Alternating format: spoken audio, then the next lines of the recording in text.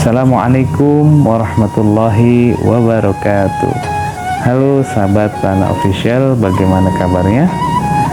Semoga selalu diberikan kesehatan, keberkahan, dan kelancaran selalu. Amin amin ya rabbal alamin.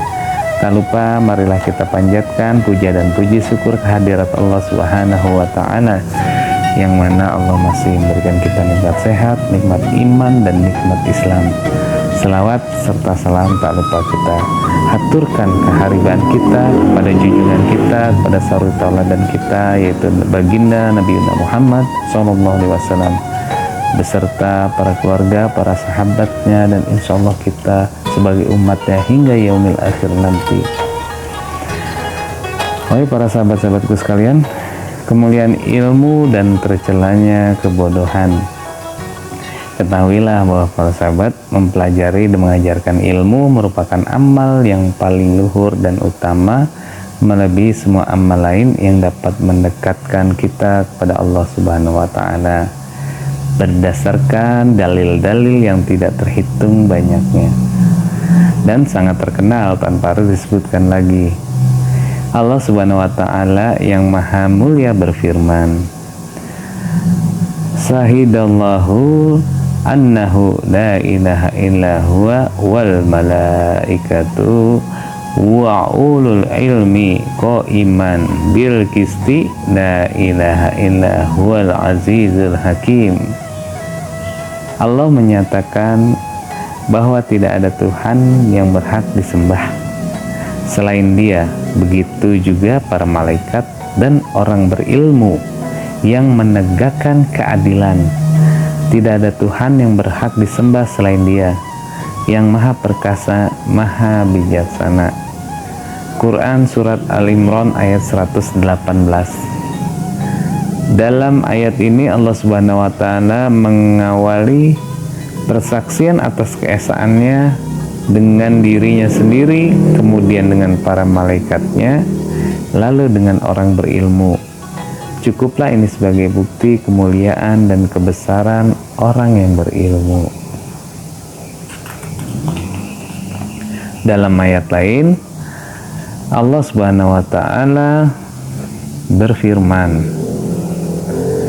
Yarfa'illahu lazina amanu minkum wallazina utul ilmi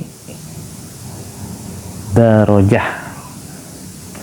Allah akan mengangkat derajat orang-orang yang beriman di antara kamu dan orang-orang yang diberi ilmu beberapa derajat. Quran Surat Al-Mujadilah ayat 11. Allah Subhanahu wa Ta'ala juga berfirman, Qul hal yastawi lazina ya'lamuna wal lazina la ya'lamun. Katakanlah, adakah sama orang-orang yang mengetahui dengan orang-orang yang tidak mengetahui? Quran Surat Az-Zumar ayat 9. Maksudnya di sini adalah mereka tidak akan pernah sama selama-lamanya, baik di dunia maupun di akhirat. Allah Subhanahu wa Ta'ala meninggikan derajat orang yang berilmu di atas orang yang tidak berilmu dengan derajat yang banyak. Maka mustahil terjadi kesetaraan di antara para ulama yang mengamalkan ilmunya dengan mereka yang tidak berilmu.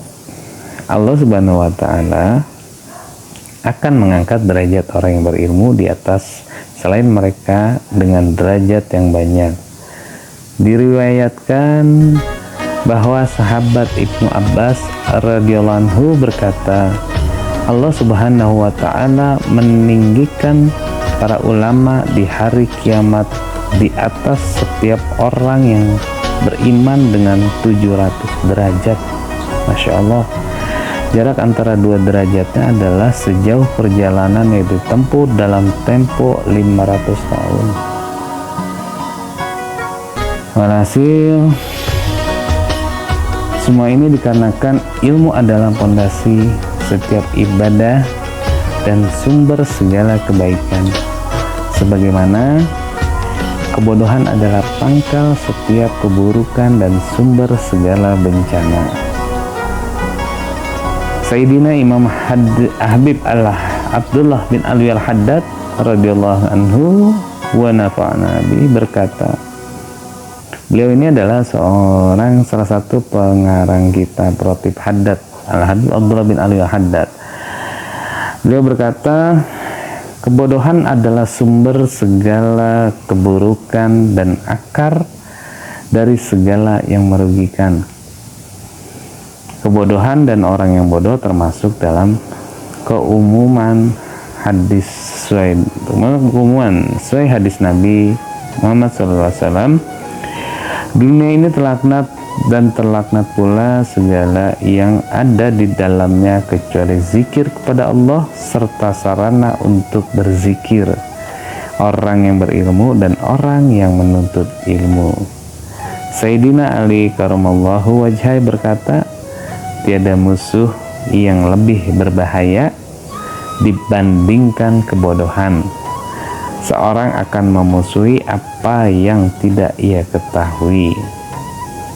Orang yang tidak berilmu pasti akan jatuh dalam ketidaktaatan dan terjerumus dalam kemaksiatan.